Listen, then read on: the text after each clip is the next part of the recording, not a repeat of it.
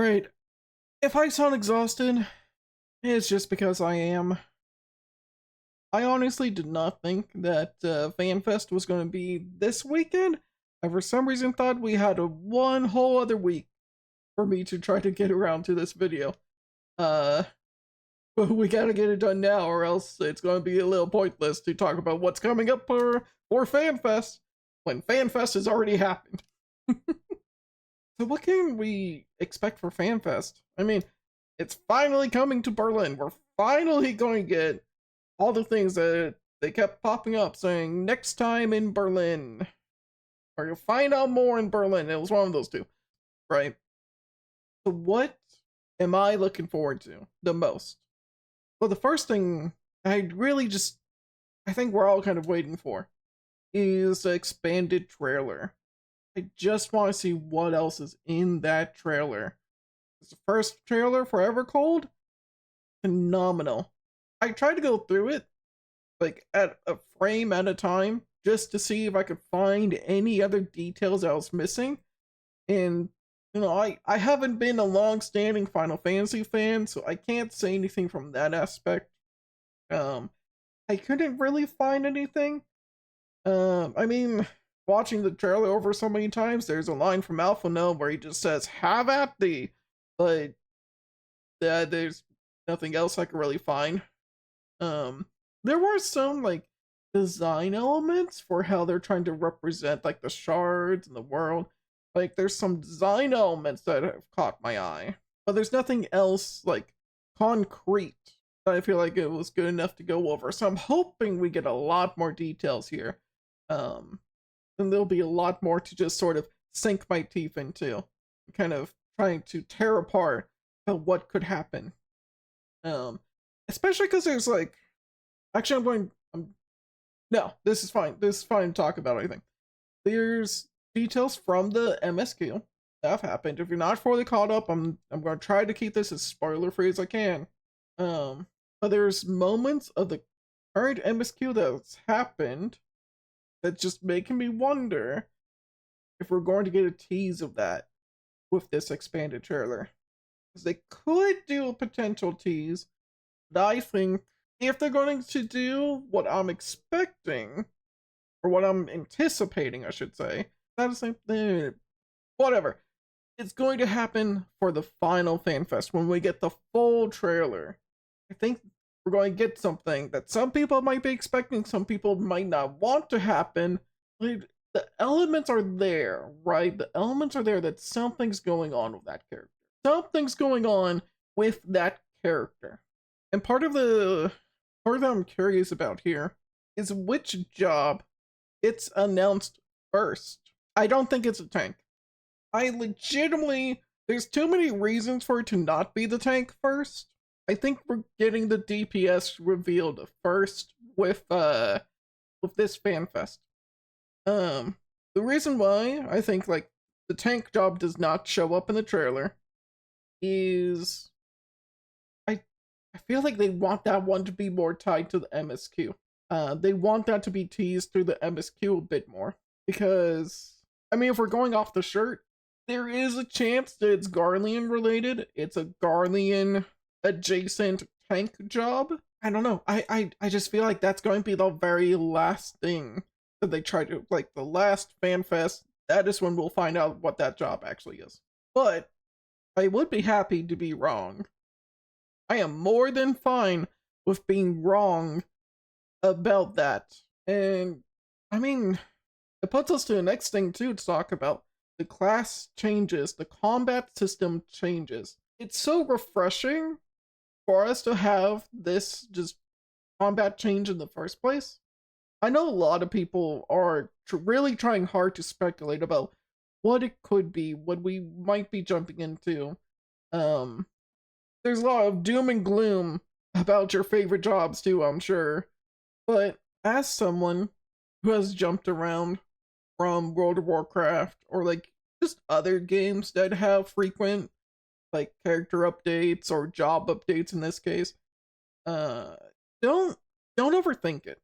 I know it's really hard not to overthink anything in this day and age. I am especially guilty of it.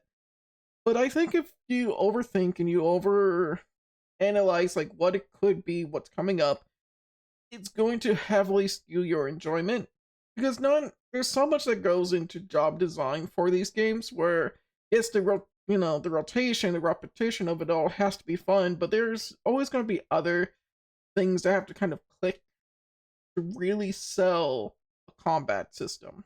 So don't let all the excitement or the kind of the overzealousness overtake your what you're looking for, if that makes sense.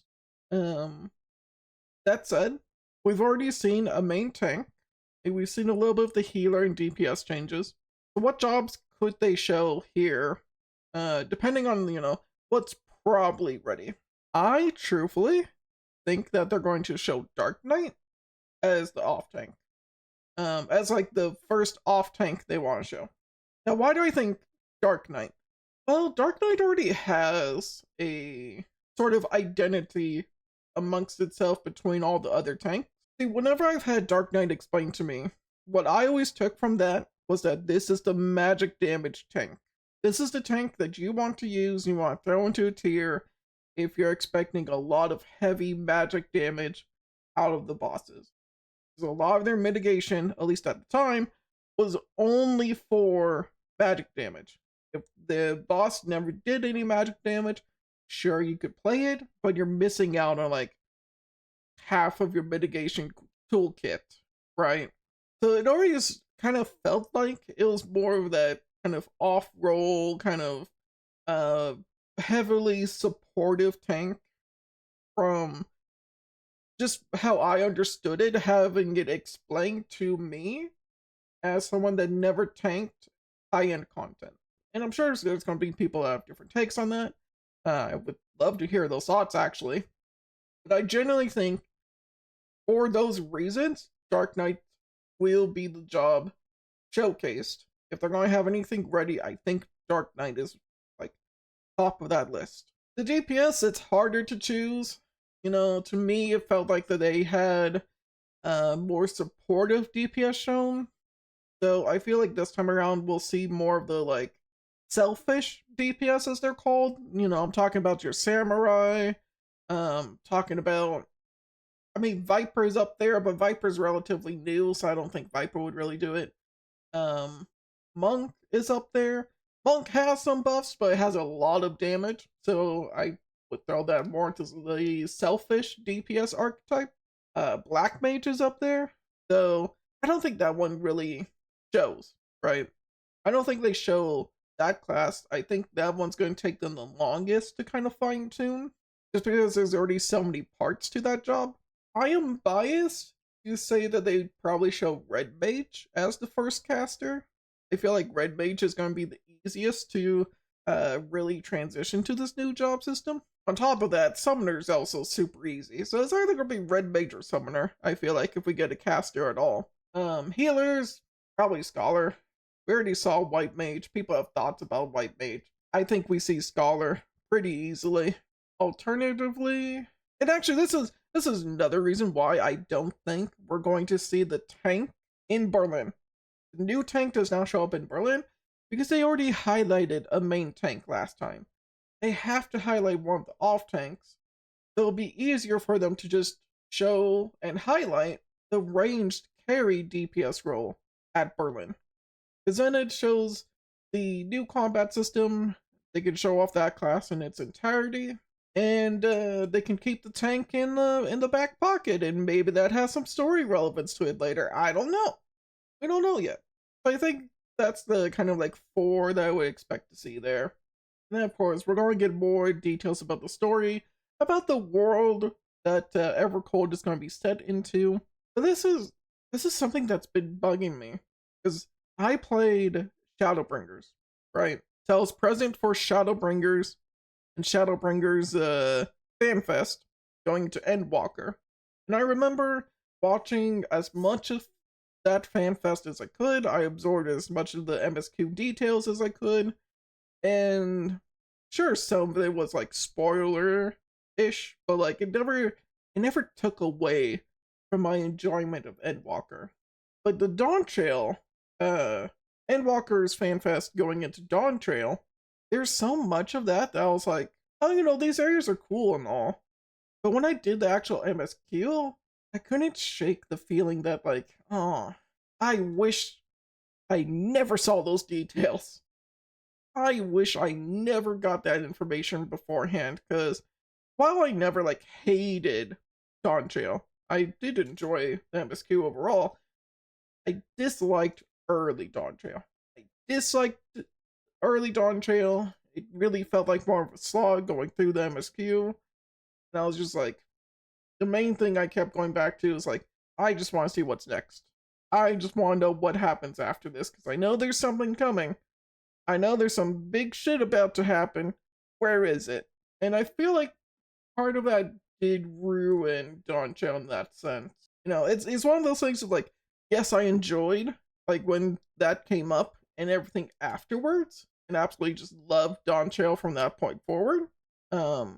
But would I have enjoyed it like 10 times more for not having any of those details in the first place? I don't know.